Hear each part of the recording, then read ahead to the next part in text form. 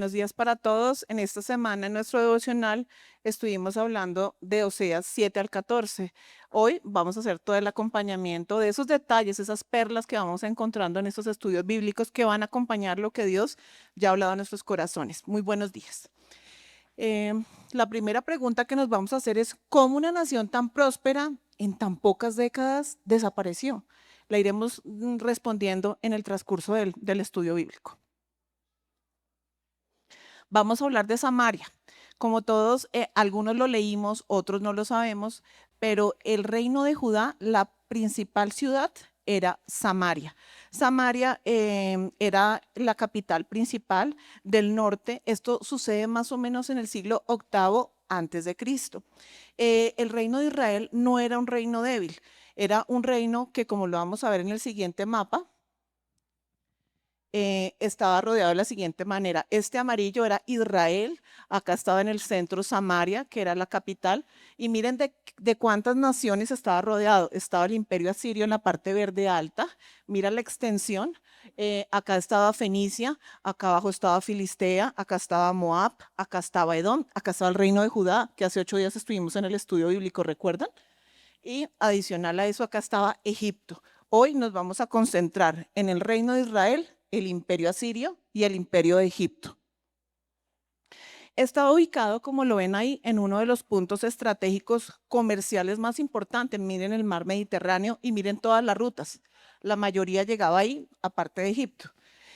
Recordemos que acá se conectaba muchísimo lo que era el mar Mediterráneo, Asia y África.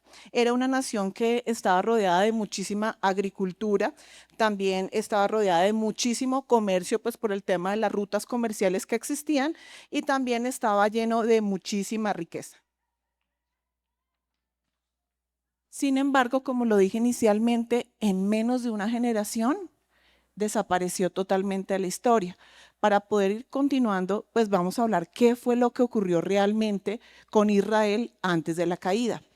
El profeta Oseas respondió a estos tipos de sucesos con 3 imágenes sorprendentes, pero antes de entender estas imágenes necesitamos ver el contexto que se estaba dando en Samaria en ese momento. Samaria, como lo están viendo, era una ciudad que estaba muy bien pensada. Si ustedes se dan cuenta, estaba en lo alto, era rocoso, el acceso pues les permitía, desde Samaria veían todo el valle, la zona de llegada no era tan fácil, lo que les permitía no ser tan vulnerables. Eso es lo que le llamaríamos defensas naturales, ¿no? La roca, los árboles y demás, ¿no? Estaba cerca a todas las rutas comerciales como lo vimos en el mapa, ¿recuerdan? Em, Samaria tenía algo muy lindo y es que era un reino demasiado próspero. Era un reino que el rey que está ahí es Jeroboam II. Vivió uno de los periodos más prósperos, si ustedes se dan cuenta, está el trigo, está el aceite, está el vino y también la ganadería. Eran de las riquezas más importantes que tenían porque los producían.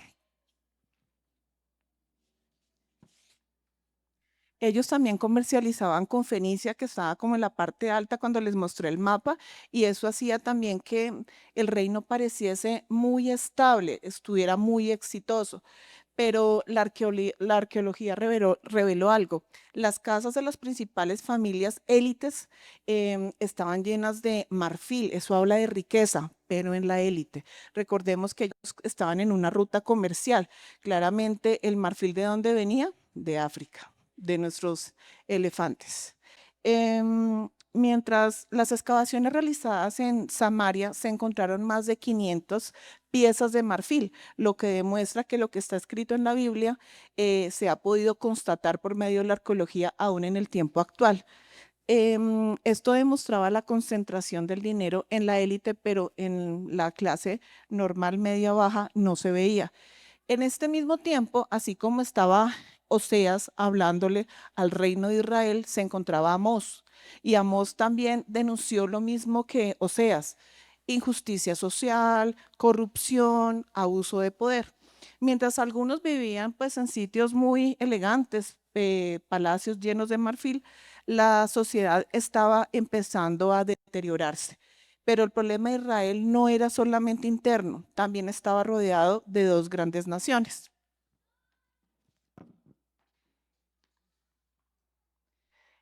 Acá vamos a darnos cuenta que estaba el imperio asirio y el imperio egipto, que son los que van a ser los protagonistas de este estudio. Vamos a hablar de Asiria y Egipto. Asiria era el que tenía pues mayor potencia militar. En el imperio neoasirio dominó el cercano oriente entre aproximadamente el año 911 a.C. y el 609 a.C.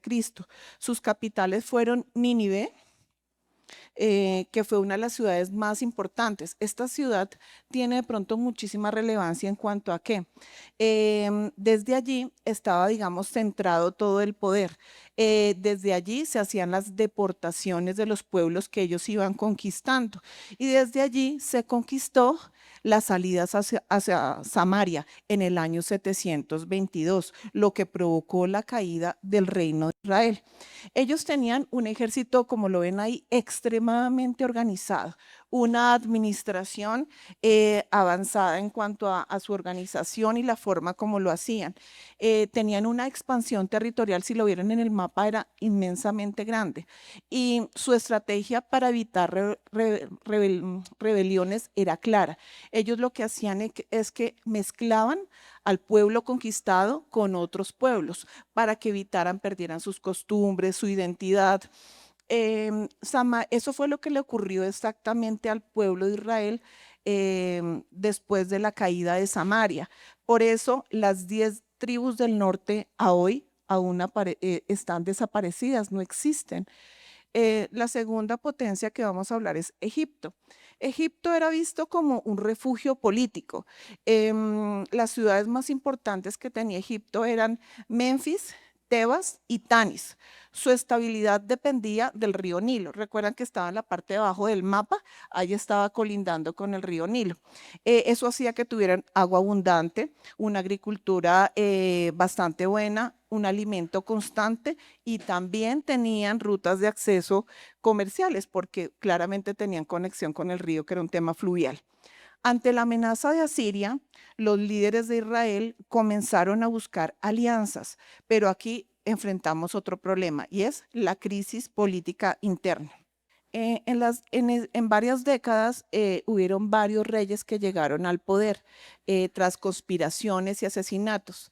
Hay un dato importante acá y es que en 30 años hubo 6 reyes, pero de esos 6 reyes, 4 fueron asesinados por el propio, sus vasallos más importantes, los que lo acompañaban en la dirección del reino, fueron los que con conspiraciones los mataban. Eso creó pues inestabilidad. Cuando hay tantos reyes en tan poco tiempo, pues no hay como trascendencia, no hay secuencia y mostraba la crisis que se estaba viviendo política.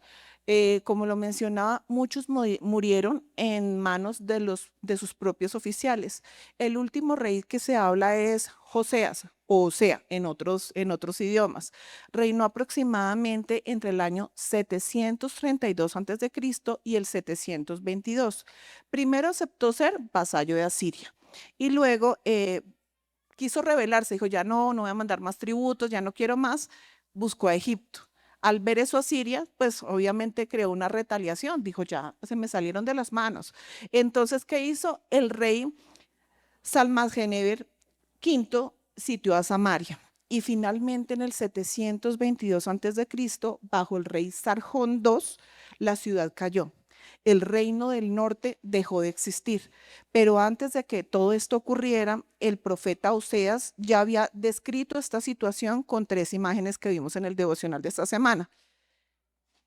Las 3 imágenes son el horno encendido, la paloma incauta y la torta no volteada. Vamos a hablar del horno no encendido.